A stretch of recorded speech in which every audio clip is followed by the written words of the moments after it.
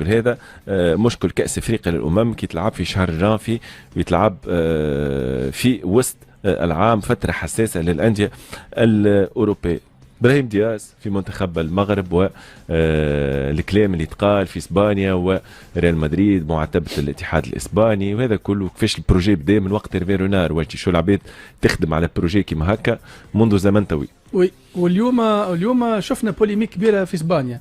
انا فهمت علاش اليوم صارت البوليميك لما تدوم خاطر فابريتشيو رومانو هبط التويت اكد انضمام ابراهيم دياز الى منتخب المغرب. خاطر فابريتشيو رومانو سورس فيها اختاروا اوفيسيالمون انضمام المنتخب المغربي. صارت بوليميك. اليوم شفنا برشا تداعيات في اسبانيا خاصه من ريال مدريد. ريال مدريد لام برشا الاتحاد الاسباني وكان معناها قال انه الاتحاد الاسباني عنده معامله خاصه مع ناشئي برشلونه. معناها اي لاعب ناشئ في برشلونه يطلع عنده معامله خاصه اكثر من لاعب في ريال مدريد. هذا صحيح. ودخلنا في لامين يامال مثلا اكزاكتومون تم استقطابه مبكرا. توريس كل شيء. اليوم مدرب المنتخب الاسباني معناها هجوم كبير عليه كبير معناها صار عليه. وقال لهم اليوم في البارح ولا اليوم هو قال ما حكيتش معاه في كونفيرونس دو بريس.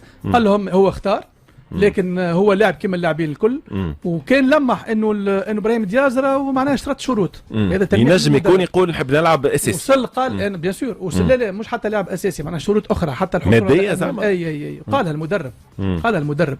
وقال انا كنت اكثر مدرب استدعيته في الاندر 19 واندر 21 في الناسيونال خاطر هو كان المدرب معناها نتاعو في منتخب الشباب جونيور والمنتخب الاولمبي. اليوم عنا برشا نحكيو يمين على اختيار نتاع ابراهيم دياز.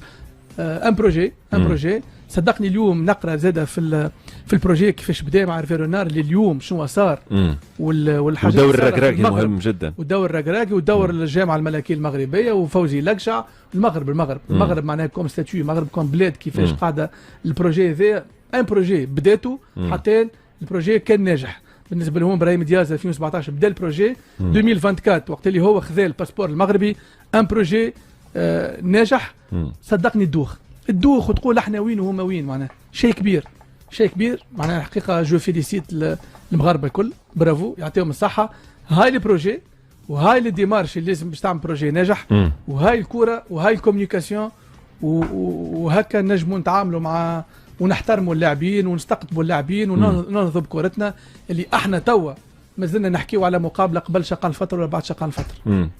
البروجي اللي حكى عليه المشروع حكى عليه وجدي اللي بدا من وقت هيرفي رونار 2017 هكا ولا واش 2017 وخذا المشعل وليد ركراكي اللي لعب دور مهم جدا معناه سافر اللعب في اكثر من مناسبه لايطاليا الميلانو وحكى مع اللاعب وتقابل مع اللاعب وقدم له المشروع باع له الفكره باع له المشروع.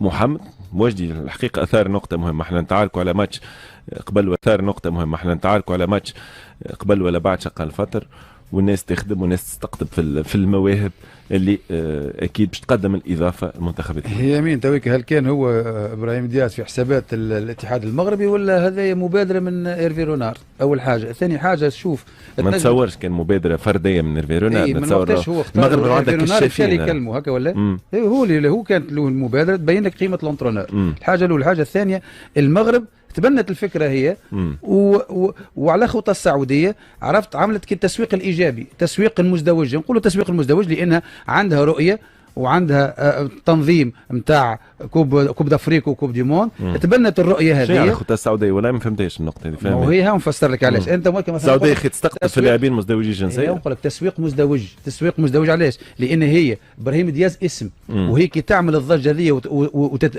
وتضم ابراهيم دياز هي هذايا زاد السمعه عليها هي تسويقيا ليه هي لكن ومام طون ربحت الملاعبي ليه هي خاطر السعوديه تعمل في تسويق لكن بجوارات من نوع اخر. تسويق يلعبوا عندي في لكن تسويق مزدوج. السعوديه تسويق مزدوج. انا سامحني قصدت عليك هو راهو فهمت علاش دخلت السعوديه. هيرفي رونار انا قلت لك مثال على التسويق. نحكي على التسويق بلوس. هيرفي رونار ولا ركراكي راهو مالو الا وسيط راهو بالنسبه للحكايه. لا ما المبادره تبين لك قيمه الانترونور. الكونتاكت وقتاش بدا ملي كان يلعب في السيتي ملي كان في الناشئين السيتي. هيرفي رونار هو اللي خلاه هو المبادره منه هو وسيط استعملوا اسم هيرفي رونار للتوسط ممكن في استقطاب ابراهيم دياز.